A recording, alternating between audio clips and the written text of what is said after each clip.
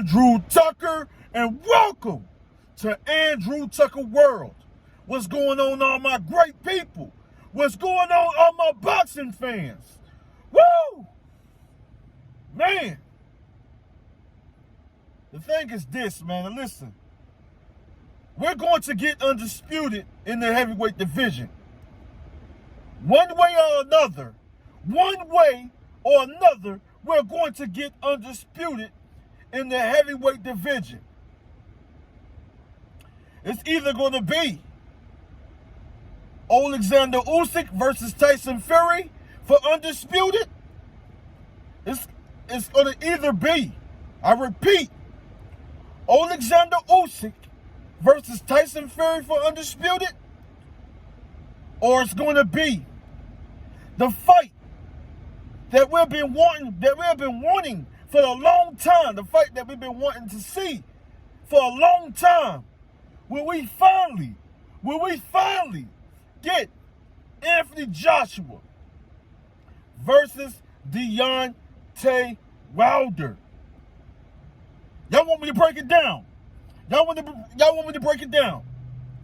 See, the thing is, it was a good fight between Anthony Joshua and Oleksandr Usyk. It was a great fight. I had it 7 rounds to 5. 7 rounds to 5 for Oleksandr Usyk. It was a great fight stylistically.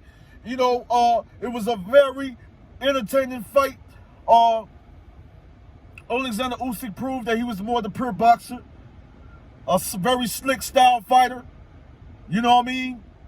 Very fundamentally sound. Anthony Joshua was able to get in there and box with him. He won like 5 rounds. He was able to get in there and box with him.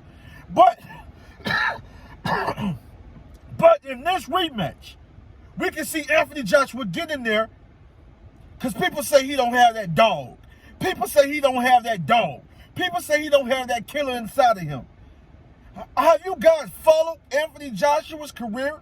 Have you guys seen earlier in his career how he was knocking guys out, destroying guys, killing guys, getting guys out of there, coming with that Mike Tyson style, that bulldog style, and just running over his opponents? You know, maybe the first fight with Andy Ruiz Jr. affected him just a little bit, but the way he was able to come back, bounce back, outbox Andy Ruiz Jr., he showed you guys he can box.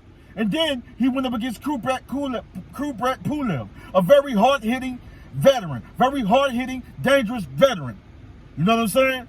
He went up against that type of awkward style, and he was able to break him down and knock him out. Anthony Joshua has that killer inside of him. He has that dog inside of him.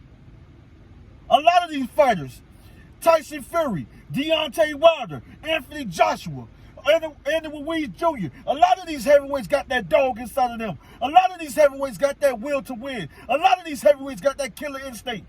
You can lose. Man, it's like when you lose a fight, it's like the end of the world to you boxing fans. It's like the end of the world. Some of the greatest fighters, some of the greatest boxers in boxing history have taken L's and came back to claim victory, have came back to be victorious. Sometimes an L do not break you. The way you lose sometimes could affect you, but if it doesn't kill you, it only makes you stronger. It only want to make you come back better. It only makes you want to come back with the hunger, the determination, the will to win if it don't break you. Anthony Joshua went down 4 times against Andy Ruiz Jr. in the first fight and was able to get back up. He wanted to win. And he was winning that fight and dropped Andy Ruiz Jr. before he got clipped on the temple with a left hook that changed the fight, that turned the fight around. So stop acting like Anthony Joshua was like not on his way of winning that fight. But he bounced back, gave him a boxing lesson in the rematch. And at the end of the day, it wasn't Anthony Joshua's fault, the fact that Andy Ruiz Jr. came in heavy. But he still had the hand speed. He still was dangerous on the inside. And he still had great timing and was a dangerous boxer puncher. So we ain't finna come with these excuses. One little loss and you boxing fans want to give up on a fighter. Oh, they want to say he ain't this, he ain't that. But you're forgetting the killers. You're forgetting the fighters and the killers he have beat. The fighters and the killers he beat on his resume. The fighters we talking about Vladimir Klitschko, Dillian White, Alexander Povetkin, Joseph Parker, Carlos Takam, Kubrat Pulev. Do you want me to keep going? Like, listen, Anthony Joshua can bounce back. Anthony Joshua's still happy, still excited. He's ready for the rematch, activated his rematch clause, ready to get back in there, and this time bring out the killer. This time bring out the killer. This time bring the killer back. Bring that killer back and press the attack and take the fight to the very skilled, fundamentally sound Oleksandr Usyk. Anthony Joshua can win. He can become 3-time unified heavyweight champion. It's not easy. It's not easy, but he can become 3-time unified heavyweight champion. He can become 3 times unified heavyweight champion. I favor Tyson Fury to beat Deontay Wilder, but there's a possibility that Deontay Wilder can get in there and box with Tyson Fury, make it a war, and possibly end up knocking him out. It's a possibility that Deontay Wilder can get in this fight because it's going to be a different fight. It's not going to be the same fight as the first fight. It's not going to be, it's not damn well, it's damn for sure. You can believe me when I tell you this. Oh, trust me, it ain't going to be the same fight as the rematch. It's not going to be easy for Tyson Fury. It's not going to be easy for Deontay Wilder, but he's going to get in there, and he's going to get in there, and he's going to fight, he's going to make it a war, and he can possibly end up knocking out Tyson Fury. So the thing is, this is how I'm breaking it down. Deontay Wilder pull off an upset October the 9th. Put himself in position for an undisputed matchup, for an undisputed bout against the winner of Anthony Joshua and Oleksandr Usyk. The winner of that fight will fight the winner of Wilder and Fury. It's the heavyweight division. Anything can happen. Upsets can happen. I can be wrong sometimes. A lot of times I have been right, but sometimes I can be wrong. But all I'm telling you, it can end up being Tyson Fury versus Oleksandr Usyk for undisputed. Or it can end up being the fight, and trust me, that's a fight we would love to see. But it can be the fight that we really want to see. It can end up being the fight that we really want to see. Because Joshua can bounce back. He can bounce back. He's far from done. You guys giving up on him because of one loss, another loss. But forgetting how he came back. How he came back from a loss and was able to go on a 2-win winning streak. And one ended up in a knockout. But you guys ready to count him out. He's a true champion, a warrior, a gladiator. And he had that killer inside of him. He has it inside of him.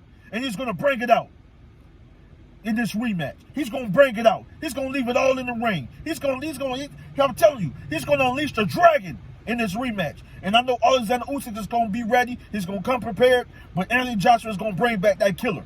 He's not going to be worried about getting hit on the temple or being worried about getting hit on the chin. He's going to fight. He's going to fight. And he's going to press the attack. He's going to throw them mean combinations. He's going to throw them big bombs. He's going to press the attack. Watch what I tell you. It could be 3 times unified heavyweight champion. And then Wilder end up pulling off an upset against Tyson Fury. Maybe then we can get the Wilder versus Joshua. Or could we get the Fury by outboxing Wilder, winning a unanimous decision? Maybe a late round TKO.